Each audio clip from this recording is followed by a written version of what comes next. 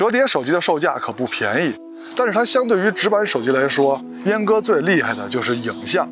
那么本期呢，就用华为的 Pure X 对比一下它自己的 Mate 70 Pro Plus。本期看点如下，大家可以结合下方的进度条仔细去看。折叠手机由于打开之后啊，它的机身还是非常薄的，那所以呢，它就没法放下体积非常大的镜头组件。那除非它把镜头做得非常的突出，那样就比较难看了，是吧？所以呢，它的影像相对于直板手机来说还是有差距的。那有差距，那到底差多少呢？所以就得试一下，对吧？那作为疗养向的节目，之前都是我自己拿着手机去瞎拍些照片，很开心的看到越来越多的朋友已经参与到了摄影中来，他们把自己拍摄的照片上传到了视频回复里边。是你们上传的这一张张的照片，正在改造着我们 ZPH 节目，让我们的节目与众不同。也非常感谢您的点赞和加关注，尤其是加关注，这是让我们这档节目不停更、继续更新下去的动力，所以就非常感谢大家了。那下面的摄影环节，就看看本期哪些网友的摄影作品入选了吧。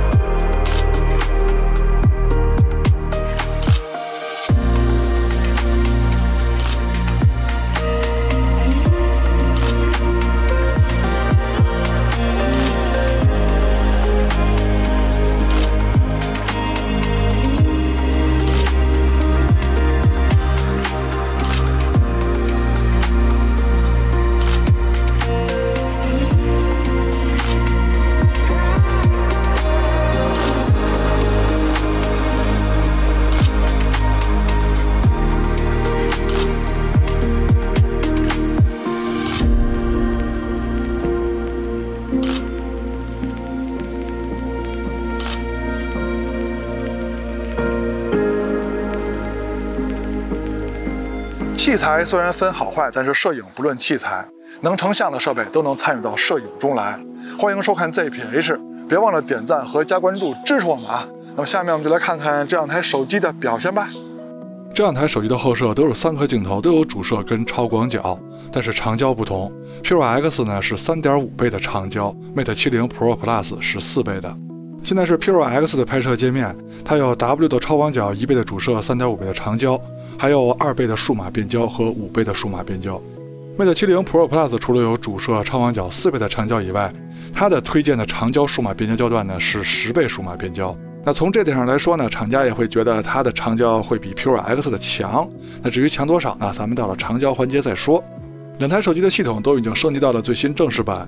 Pure X 出厂自带的呢就是 Nex 系统，Mate 70 Pro Plus 呢还是鸿蒙系统。那下面就正式对比两台手机了。我们还是先从主摄开始聊。主摄的参数都列这儿了，还是先批评一下华为，它不公布感光器的尺寸。不说型号没关系啊，但是尺寸是跟光学跟像长有关的参数，还是应该说一下。而且这个参数呢，不管你我知道不知道，跟他自己说不说是两码事儿。不过我们这儿呢也不聊硬件参数，我们还是以后边的实拍实测为准。Mate 70 Pro Plus 的主摄是有可变光圈技术的，我们之前也聊过了，每一档光圈下它的成像表现是十分接近的。那么这期呢，我们也就不挨个聊各档光圈下的成像表现了。老规矩，测试方式就是默认设置，拿起来就拍。第一组实拍对比，两边的颜色风格十分接近，这点不错啊。那么更关键的解析力方面 ，Pure X 这边有没有惊喜呢？因为大家看过之前的测试吧 ，Mate 70 Pro Plus 的主摄在默认状态下，它的解析力是非常高的。那么 Pure X 的表现会怎么样呢？没有惊喜啊。Pure X 这边跟其他手机一样，解析力也是不如 Mate 70 Pro Plus 的。再对比一组也是如此，解析力的差距是非常明显的，这都是默认设置啊。好在两边的色彩风格依旧是非常接近的。Pure X 的相机设置里也能调成高画质模式，只要拍摄场景的 HDR 的需求不是很高，那么它就会以2500像素来拍摄照片。可惜呢，这个不是默认设置。那两边都以高画质模式来拍摄的话，这个时候解析力的差距呢被缩小了一些啊，但还是 Mate 70 Pro Plus 的表现更好。镜组的光学质量，也就是边角画质把控方面呢，两边做的都还不错啊。看另一个角的表现也是如此，两边很接近。两边的主摄都有5000万像素高清模式，只不过在解析力方面，这回两边就可以说是风格迥异了。画面的各个地方呢都能看出不同，最主要的是阴影部分，就是屋檐下边 Pure X 的表现还更好哦。那再看超广角镜头，上来还是先批评华为不公布感光器的尺寸。那么超广角两边的差距呢，可能不大啊，只是可能。咱们看看实拍的对比。那第一组呢，在颜色风格方面的区别呢，跟主摄比是大的一些，但是中心解析力呢，两边是差不多的。那再看一组颜色风格的区别，要说跟主摄比呢，确实差别有点大，是吧？不过呢，也还算接近。那么中心解析力方面，两边依旧不分伯仲。那镜组的光学质量，也就是边角画质把控方面呢，两边也就是说是半斤八两吧。看另一个角的表现呢，也差不多。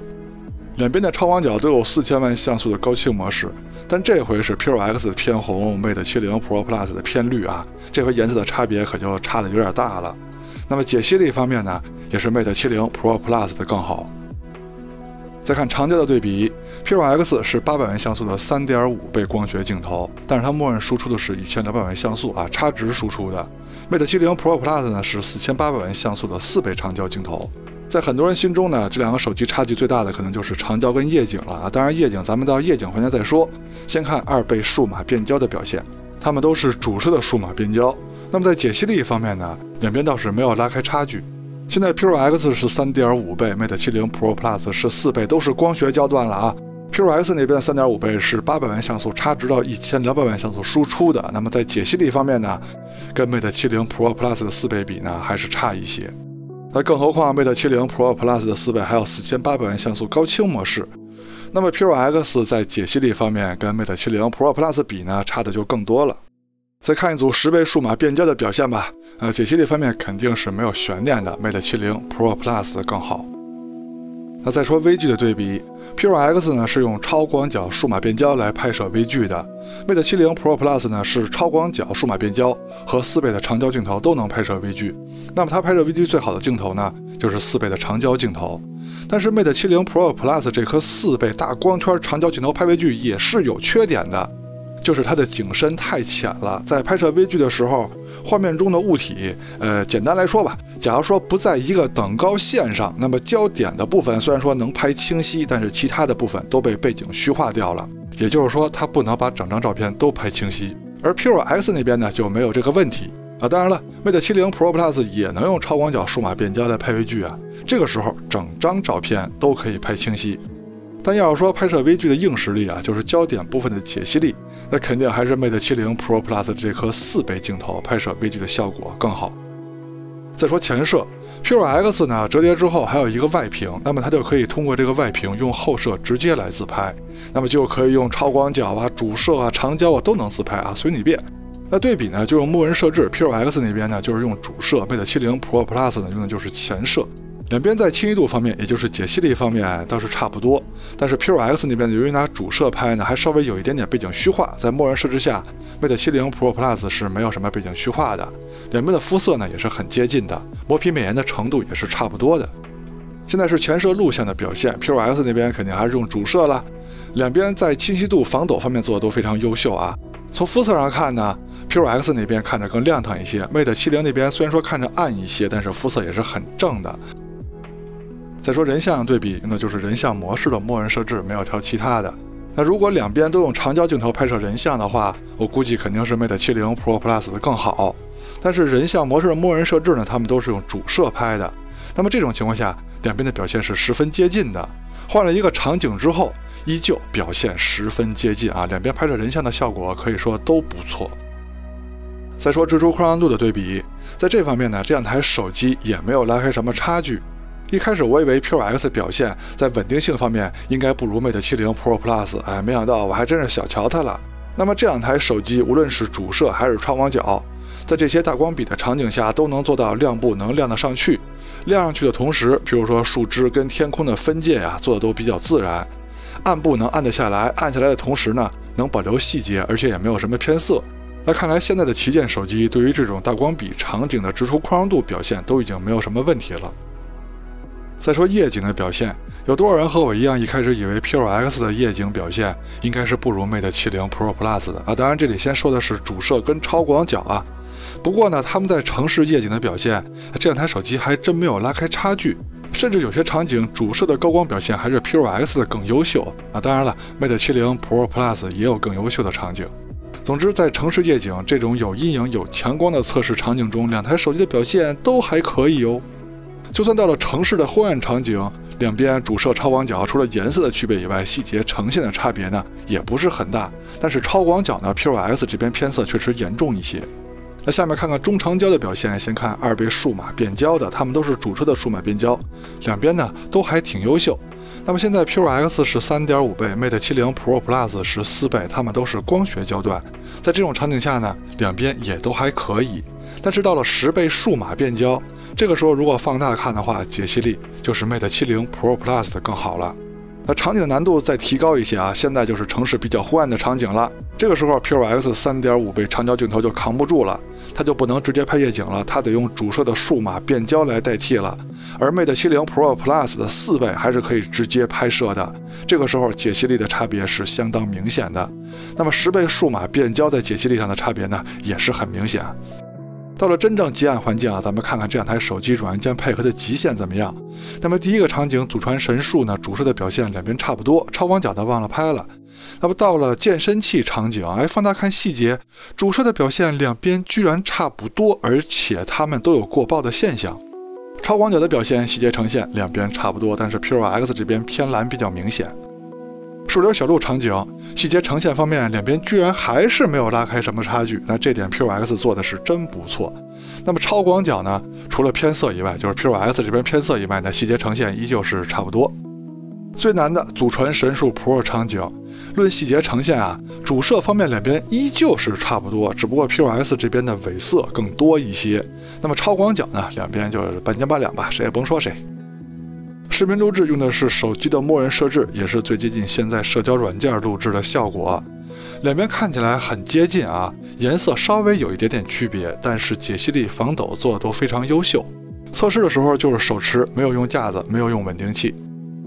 现在是超广角的录制表现，颜色还是稍微有些区别。P5X 那边呢锐化稍微重一些，两边的防抖跟清晰度呢也是同一级别的。现在是2倍数码变焦的对比，它们都是主摄的数码变焦，两边防抖清晰度还是同一个级别的，表现都很好。现在 P5X 是 3.5 倍 ，Mate 70 Pro Plus 是4倍，它们都是光学焦段了啊，现在就是光学焦段的对比了。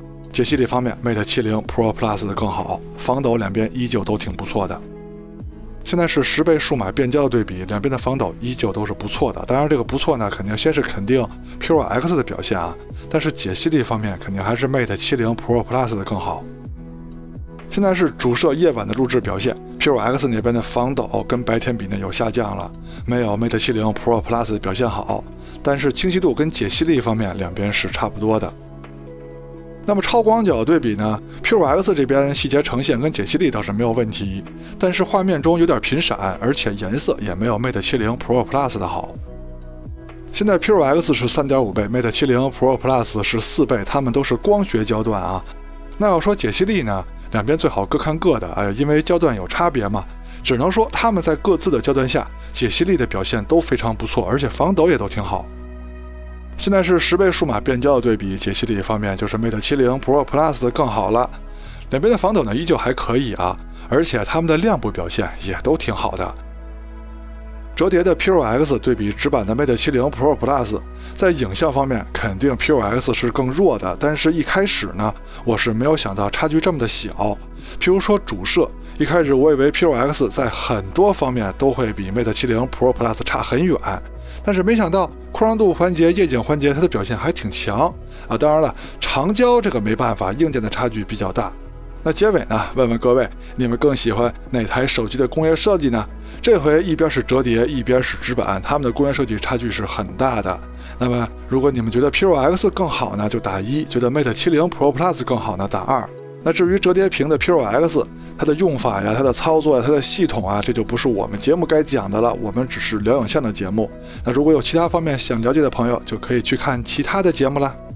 OK， 到结尾了，看完前面的内容，希望在选择方面为您提供了帮助。